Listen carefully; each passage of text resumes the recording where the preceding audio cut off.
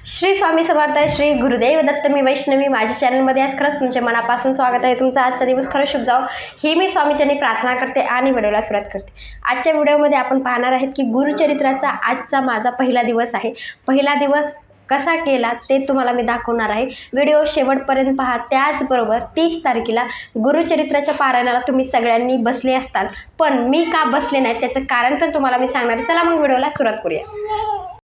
आज माझा गुरुचरित्र पारायणाचा पहिला दिवस आहे. आपल्या सगळ्यांना माहिती आहे की गुरुचरित्राचं पारायणाला सुरुवात करण्याआधी स्वामी स्थवन म्हणायचं, त्याचनंतर गणपती अथर्वशीर्ष म्हणायचं, एक माळ स्वामींचा जप करायचा आणि एक माळ गायत्री मंत्राचा जप करायचा. अशा रीतीने सेवेला सुरुवात केली. नंतर 1 अध्याय ते 9 अध्यायपर्यंत मी गुरुचरित्राचं पारायणाचा पहिला दिवस पूर्ण केला आणि नंतर आरती केली. आपल्या सगळ्यांना माहिती, मी आधीही सांगितलं आहे की गणपतीची आरती घ्यायची, स्वामींची आरती घ्यायची, नंतर दत्त महाराजांची आरती घ्यायची. नित्यसेवेमध्ये बघत बघत मी दत्त महाराजांची आरती म्हणत होते, कारण की मला दत्त महाराजांची आरती जरा पाठ नाही आहे.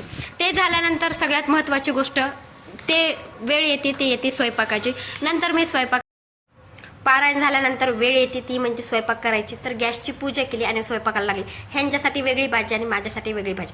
तर मी भाजी बनवत असताना त्यांच्यासाठी वांग्याची भाजी बनवली आणि माझ्यासाठी बटाट्याची भाजी बनवणार होते. आपल्या सगळ्यांना माहिती आहे की बटाट्याची भाजी किंवा तुम्ही कोणतीही भाजी खाणार असाल तर त्याच्यामध्ये शेंगदाण्याचं कूट वापरायचं नाही किंवा कोणतंच कूट वापरायचं नाही.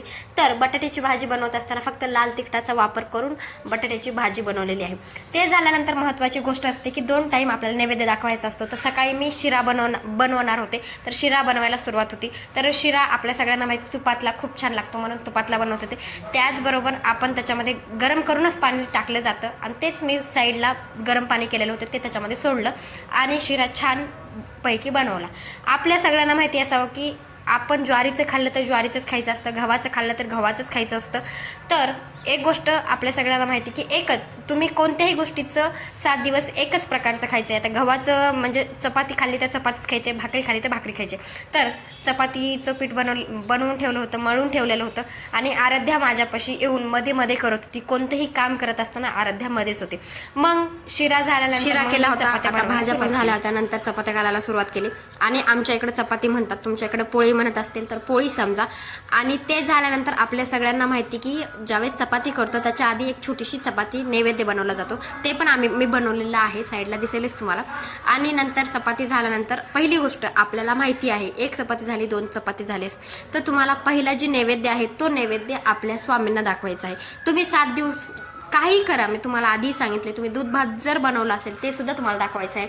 तर मी जे बनवलं आहे ते मी म्हणजे आता मी दोन्ही भाजी ठेवलेल्या आहेत, वांग्याची भाजी पण ठेवलेली आहे, त्याचबरोबर बटाट्याची भाजी सुद्धा नैवेद्यामध्ये ठेवली आहे. अशा रीतीने नैवेद्य बनवलेलं आहे. ते नैवेद्य आता मी स्वामींना दाखवणार आहे. तर तुम्ही कसं करत आहात, तुम्ही अशा रीतीनेच करता का, तुम्ही आधी स्वयंपाक करता नंतर पारायण करता का, ते पण कमेंटमध्ये नक्की सांगा. म्हणजे त्यांच्या हिशोबानंतर ऑफिसला जाणारे असतात किंवा खूप जण लवकर उठून आधी पारायण करतात नंतर स्वयंपाक करतात, म्हणजे तुम्ही काय करता ते नक्की मला कमेंटमध्ये सांगा. मलाही समजेल की तुम्ही काय करत आहात. म्हणजे एकमेकांचे विचार आपल्याला समजतील. तर नक्की कमेंटमध्ये नक्की सांगणार आहात. ते झाल्यानंतर आपल्याला लक्षात आहे की नैवेद्य आपल्याला दाखवायचं आहे, सकाळी पण दाखवायचं आहे, संध्याकाळी पण दाखवायचं आहे. तर मी सकाळी म्हणजे माझा पहिला दिवस असल्यामुळे मी स्वयंपाक झाल्यानंतर आधी आपल्या स्वामींना दूध तर दाखवलेलंच होतं, पण आता नैवेद्य म्हणजे स्वयंपाक झाला आहे, आता मी नैवेद्याचं ताट पण दाखवणार आहे. चला मग आपण नैवेद्याचं ताट दाखवूया. तर आता नैवेद्याच्या ताटामध्ये मी वांग्याची भाजी, बटाट्याची भाजी जे मी बनवलेलं आहे ते मी ठेवणार आहे. ते ठेवल्यानंतर घरामध्ये ककडी असेल, गाजर असेल ते पण तुम्ही ठेवू शकता, टमाटरसुद्धा ठेवू शकता, त्याच्या फोडी बनवायच्या आणि ते पण ठेवू शकता. आणि एक गोष्ट लक्षात ठेवा, 7 दिवस तुम्हाला तुळशीचं पान रोजच्या रोज नैवेद्यावर ठेवायचं आहे. तुम्ही एक ठेवलात तरी चालेल, पण जे आवड्या गोष्टी आहेत, जेवढे पदार्थ आहेत त्याच्यावर एक पान नक्की ठेवायचं आहे. तर तुम्हाला दिसेलच मी ठेवलेलं. तर महत्त्वाची गोष्ट, आपल्या स्वामींना तुळशीचं पान खूप प्रिय आहे, तर तुळशीचं पानसुद्धा आपल्याला नैवेद्यामध्ये ठेवायचं आहे.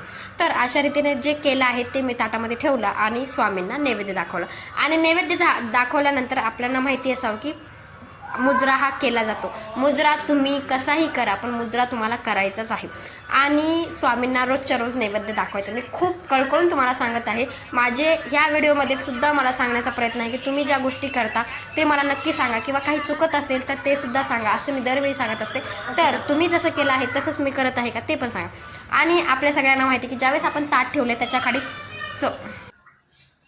तर आता तुम्हाला प्रश्न असेल की मी साईडला पूजा का मांडलेली आहे, कारण की आराध्यामुळे पूजा मी साईडला मांडलेली आहे. आराध्या तिथून म्हणजे ग्रंथ उचलेल म्हणून मी साईडला मांडलेली आहे पूजा, आणि मध्ये मध्ये आराध्या येत आहे. आणि शेवटी तर तुम्ही बघतालच की तुम्हाला समजेल की आराध्यानंच तिथला प्रसाद खाल्लेला आहे. तर साईडला मी पूजा मांडलेली आहे. तर साईडला गुरुचरित्राचा शिऱ्याचा नैवेद्य दाखवला आहे छोट्या वाटीमध्ये, आणि जे ताट आहे ते स्वामींच्या पुढे दत्त महाराजांच्या समोर ठेवलेलं आहे. तर ताट ठेवत असताना लक्षात ठेवायचं आहे की मुजरा हा केलाच पाहिजे, मुजरा पण करायचा आहे. अशा रीतीने आजचा दिवस गेलेला आहे. आणि नंतरचे कामं तर आपल्या सगळ्यांना माहिती की स्त्री म्हणल्यानंतर दिवसभरात आपल्याला जे कामं करायचे ती करायचीच आहेत. तर अशा रीतीने पारायणाचा पहिला दिवस माझा गेलेला आहे. आणि खूप गोष्टी असतात, महिला म्हणलं किंवा स्त्री म्हणलं की तिला कामं असतात. त्याचबरोबर पुरुषही ज्यावेळेस गुरुचरित्राच्या पारायणात असतात त्यांच्या पाठीमागं पण ऑफिसचं काम असतं. नंतर घरी येऊन पारायणाच्या गोष्टी करणं, म्हणजे पारायणाच्या ज्या सेवा असतात त्या सेवा करायच्या. ह्या ज्या गोष्टी पुरुष असेल स्त्री असेल त्यांना दोघांना सेम कामं आहेत. फक्त महिलांच्या बाबतीत एवढं असतं की जरा रुटीनमध्ये थोडंसं चेंज करावं लागतो. आणि पुरुषांचं कसं असतं, त्यांना ऑफिसच्या आधी गुरुचरित्राचं पारायण करायचं आणि ते नंतर ऑफिसला जातात. म्हणजे सगळ्यांच्याच आयुष्यामध्ये गुरुचरित्र हा ग्रंथ खूप महत्त्वाचा आहे. म्हणजे असं कोणीच नाही आहे, पुरुष असेल स्त्री असेल, ह्या दोघांनाही एखादं पारायण करत असताना त्यांना त्यांचा जी वेळ आहे तो वेळ बदलून पारायणाला किंवा सेवा करण्यासाठी वेळ वेगळा द्यावा लागतो. आणि असंच आज माझ्यासोबत झालेलं आहे. आणि खूप जणांनी कालपासून म्हणजे 30 तारखेपासून गुरुचरित्राच्या पारायणाला तुम्ही बसला असतात, तर आज तुमचा दुसरा दिवस असेल. म्हणजे तुम्ही 10 अध्याय ते 21 अध्याय तुम्ही आज वाचन केले असतील. पण माझा आजचा पहिला दिवस आहे. मी आज 1 ते 9 अध्याय वाचलेले आहेत. कारण की त्याची अडचण मी तुम्हाला आता सांगते. जी अडचण म्हणजे काय झालं, 30 तारखेला म्हणजे काल मी पारायणाला बसणार, पण त्याच्या आदल्या दिवशी रात्री आराध्यानं काहीच, म्हणजे आराध्याला काय झालं होतं, काय दुखत होतं ते काहीच समजत नव्हतं. ती रात्रभर जागी होती. तिला फक्त झोळीमध्ये टाकलं होतं, फक्त झोका द्यायचं काम होतं. तिनं सकाळचे 6 वाजवले तरीसुद्धा झोप झाली नाही. त्यामुळे मला पारायणाला बसता आलं नाही. आणि नंतर वेळ असतो पारायण करण्यासाठी, पण आराध्या नंतर पारायण करू देत नाही, वाचू देत नाही, मध्येच काहीतरी काम करते. म्हणून मी पारायण त्या दिवशी म्हणजे काल केलं नाही. आजपासून मी पारायणाला सुरुवात केली. सांगतेचा दिवस माझा स्वामी पुण्यतिथीच्या दुसऱ्या दिवशी येणार आहे. आणि आता सांगत्याच्या दिवशी कोणकोणत्या गोष्टी करायच्या त्यासाठी सुद्धा मी व्हिडिओ बनवणार, ते व्हिडिओ सुद्धा बघा.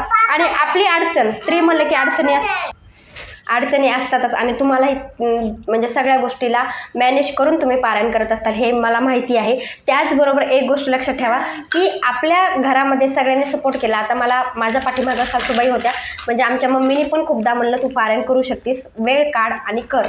आणि त्याचबरोबर माझे मिस्टर म्हणजे विजय यांनी सुद्धा खूप मला म्हणजे आज मेहनत केलेली आहे. त्यांनी दिवसभर आराध्याला घेतलं, म्हणजे ज्यावेळेस मी पारायणाला बसले होते त्यावेळेस आराध्याला त्यांनी घेतलं होतं. त्यामुळे मी पारायण नीट प्रकारे करू शकले. आणि उद्या लवकर उठून, म्हणजे कसं असतं थोड्याशा अडचणी, स्त्री म्हणलं की अडचणी तर येतातच, पण आयुष्यामध्ये आपल्याला सपोर्ट करणारे जर व्यक्ती असतील तर आपण कोणत्याही अशक्य गोष्टी शक्य करू शकतो. तसं माझ्या घरातली फॅमिली आहे, सगळेच मला सपोर्ट करतात. आणि तुम्हालाही तसंच असेल, तुमच्या घरात पण सगळेजण तुम्हाला सपोर्ट करत असतील.